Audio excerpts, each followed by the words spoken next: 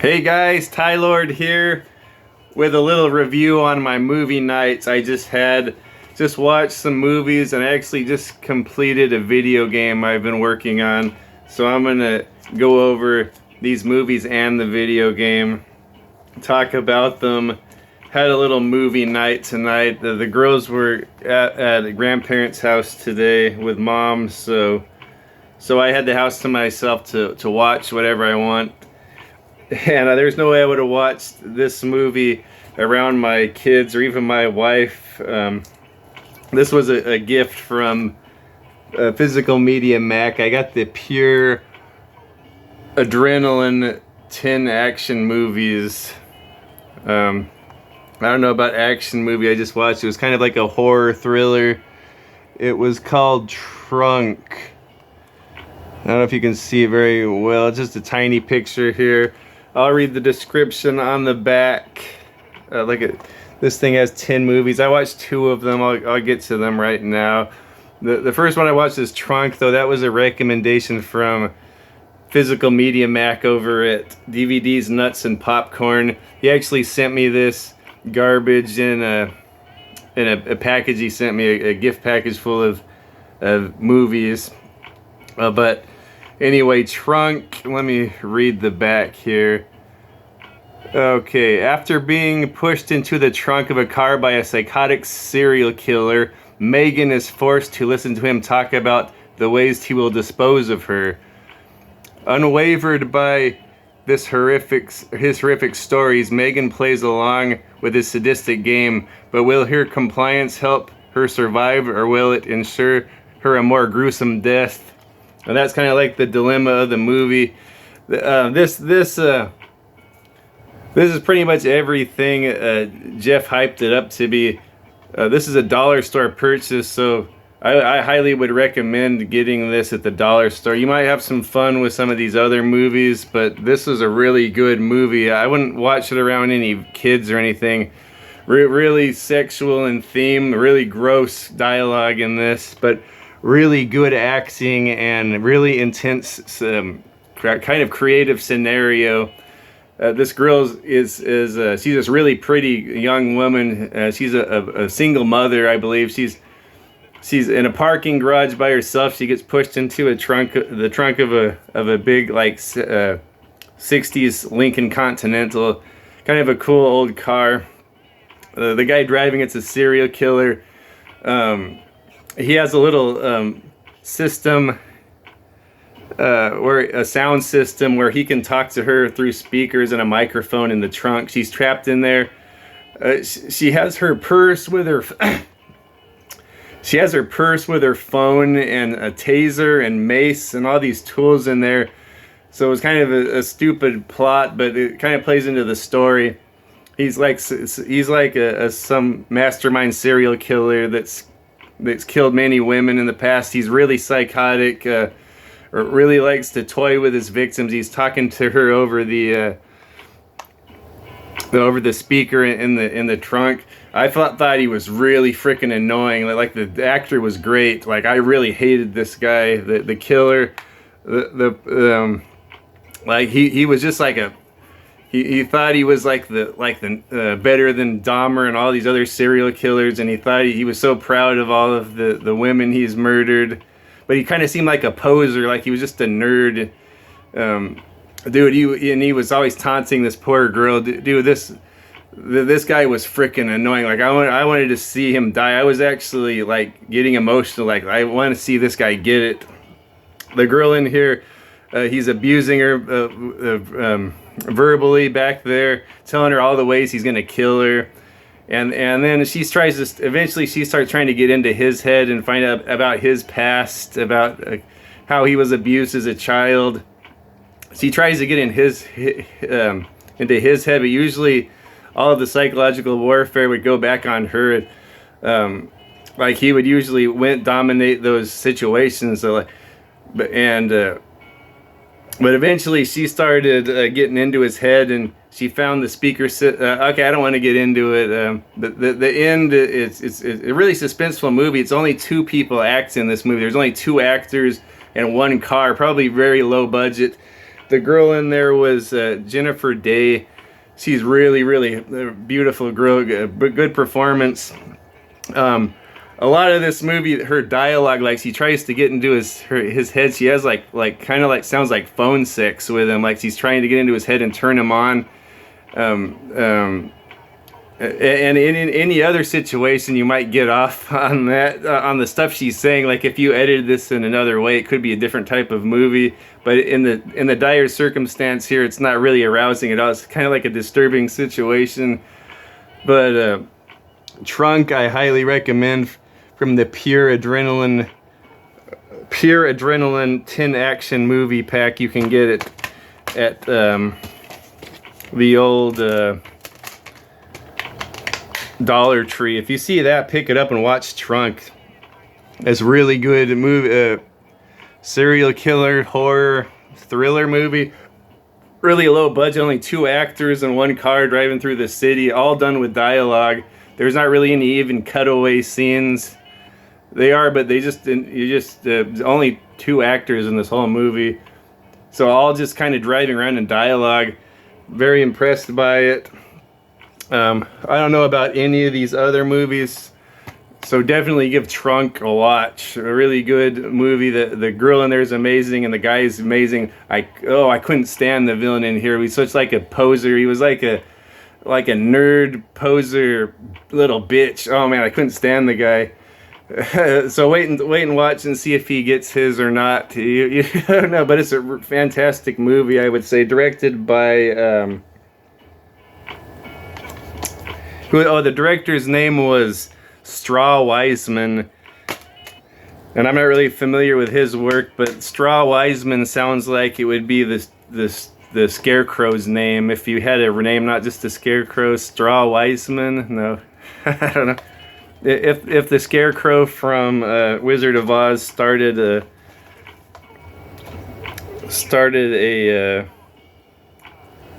legal service or something, Straw Wiseman and his associates, I don't know, or maybe he was King Straw Wiseman the first. That's that's the name Straw Wiseman. It stuck with me. But he's the director of that. Fantastic one. So there was a fighting martial art movie on this pack, so I had to watch that one too. It was called Circle of Fury, right there. And I happen to be lucky enough to have a single copy of that. I got that at Rasputin's for $1. And this is directed by his name escapes me. It's not even on here. Written and directed by L. Winston Brown.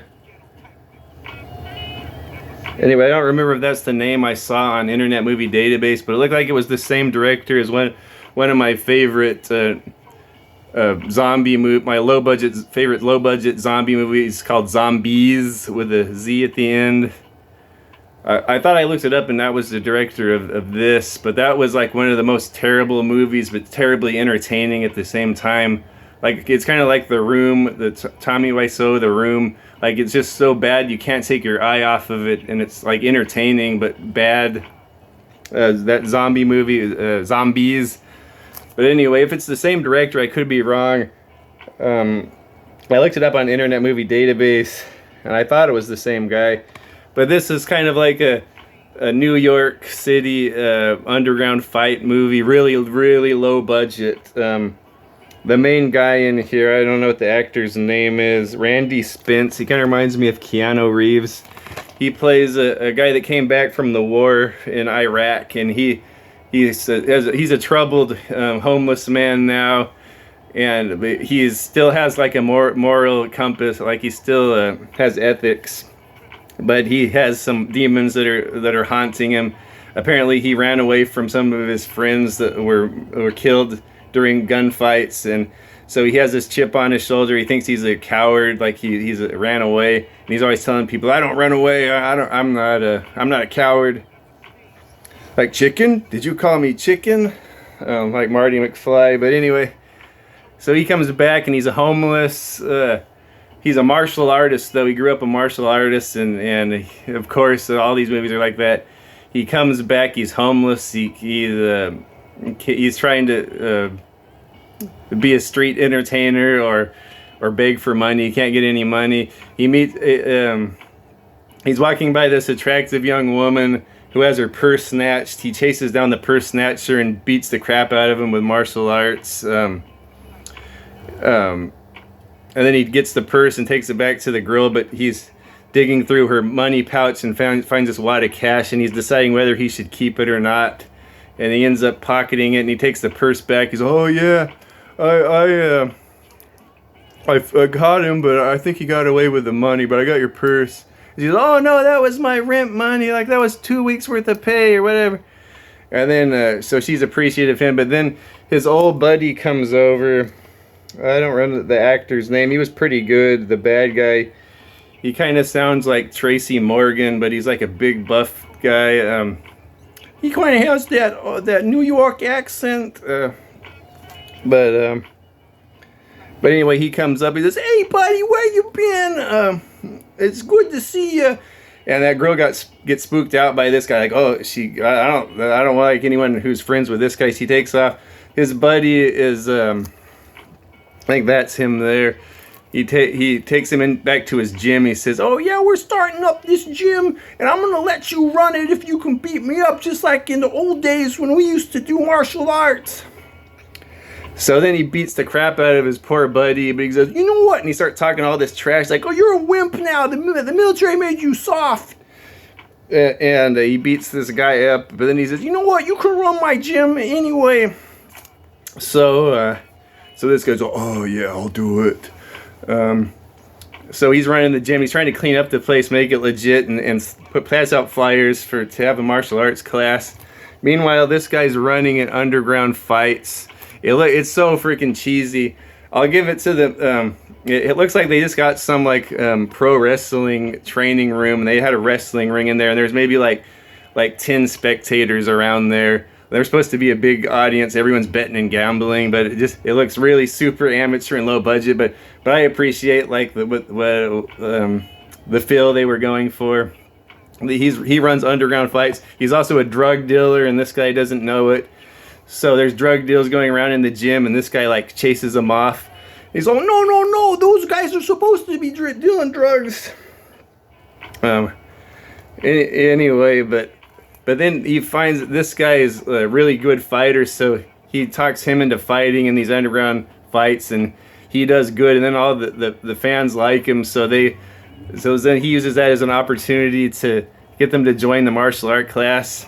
He doesn't approve of his drug dealings or whatever, but he's still, because he can live there and get paid, and he has all kinds of tension between him and his men. And then it just goes from there. I think you can imagine where it goes. Really low budget. It's all in New York, so like you can tell they're just filming these scenes with their cell phones and in a nice bar in New York. So in New York's big cities are kind of nice and photogenic for movies. So even if you're low budget, you can get nice like outside of a coffee shop in like the city's central square or whatever on the phone, like, "Oh yeah, I got your drug money" or whatever. But so it looks like a pretty good movie photogenically, but very, very low budget. There's a wrestling ring in there. The fights are pretty good for low budget. Of course, the girl gets involved, and he kind of has a relationship with the girl, and then of course he kidnaps her at the end, and this guy has dirt on his drugs, and he's gonna go to the police, but he has his girl, so they like do an exchange, all that, and then of course they end up fighting in the ring at the end. I don't know. If you like low budget action martial art movies, I would maybe give it a try. I don't know if it's for everyone. It's something I like, though. He had a drug lab. This guy inside the gym, like, "Hey, I'm trying to teach a class here," and then this guy has his drug lab, and they're all like hot young women that look like they're strippers, and they have lab coats on. And they're, "What are you doing in here? We're supposed to be, this is supposed to be a drug lab. You can't be doing your kung fu stuff." Very, very interesting movie though. Looks like this doesn't have any extras. Oh boy, we could have gone for some extras. Anyway, so that's it as far as the movies go. I'm already 15 minutes into this. Oh, over 2 crappy movies. So I just recently beat a video game. Been working on this one for a while. Phantasy Star Universe on Xbox 360. Kind of a more relaxing game I could play. My hand's starting to feel a little bit better after heart surgery. Starting to get a little feeling back, so I'll get back into it slowly with this action RPG. Yeah, maybe it took me about less than 40 hours, just under 40 hours to beat it, and that's the length of a game I like for RPGs. I do enjoy the longer ones, but I kind of appreciate these 40-hour ones more than the 100-hour ones. And this is kind of fun gameplay. I remember this was, I always thought it was just some online game that had just had a story mode tacked onto it, like a little tacked on story mode that didn't amount to much, but it's actually like a full story mode, like high production story mode with like voice acting and cutscenes and all that. So, and then there is an online mode, but on the side, but the servers have been down for years, so I couldn't get to that. Yeah, fun little story, typical Japanese RPG. This is it's done by Team Sonic. I don't know if any of the other Phantasy Stars were done by them or not. I never really played much Phantasy Star Online. I played Phantasy Star 2 and beat it on Genesis, and I'm working on 4 right now. But this is probably the closest thing to Phantasy Star 5. It has a big story, high AAA title, I'd say. Was originally released on PlayStation 2. So this is a re-release. It doesn't look much better than a PlayStation 2 game, but it's a fun little game. Voice acting, very Japanese anime style, like the acting, like, hey, what do you think you're doing? Hey, what do you think you're doing? Hey, what's going on here? Japanese anime. It takes itself really seriously, really melodramatic, really emotional scenes going on. The writings, I think it's pretty decent writing. It's about this young kid that's defending the universe from these alien invasion. They're called the Seed. There's like these seeds floating around in the galaxy. It's called like the, is it called the Goral system? I can't believe I remembered that.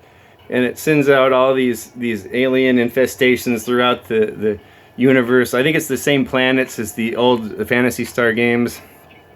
And he's part of a force called the Guardians that take care of all that fight against them. Kind of reminds me of Starship Troopers.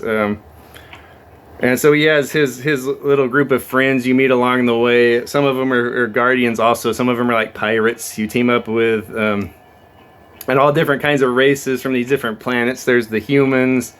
There's like beasts. There's like these elves and robots. I think the robot people are called castes, like C-A-S-T. And I guess that plays into the online mode. Like you can choose different races and they all have different attributes.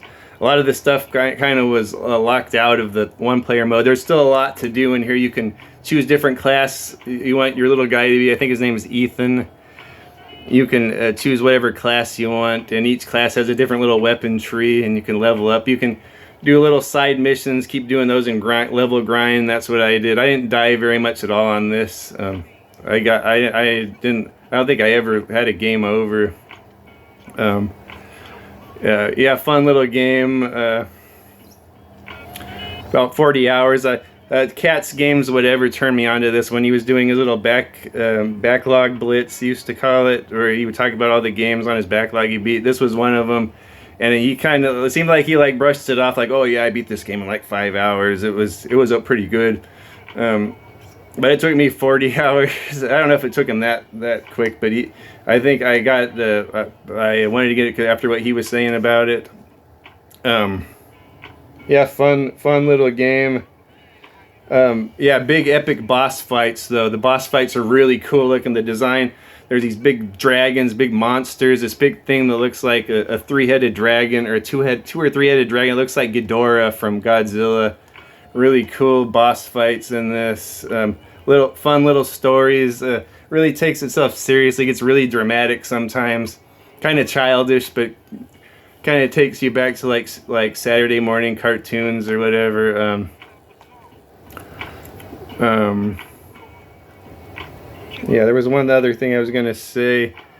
The music in here is pretty good, and every time after an episode you complete it kind of plays like credits in this song, and it sounds like a gospel song. It's really good.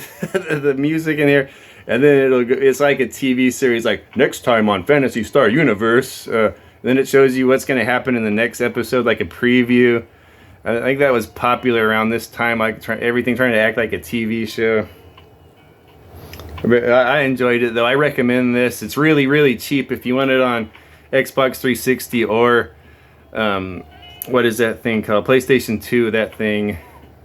Yeah, very cheap. I think $10 or under. You can get the copy of this fun action RPG game. And that's about it. Thanks for stopping by. Listen to me babble about some movies and games I just watched. Kind of like this vibe right here with the light from the TV on my Street Fighter shirt. Very ghetto, but I'll see you guys next time.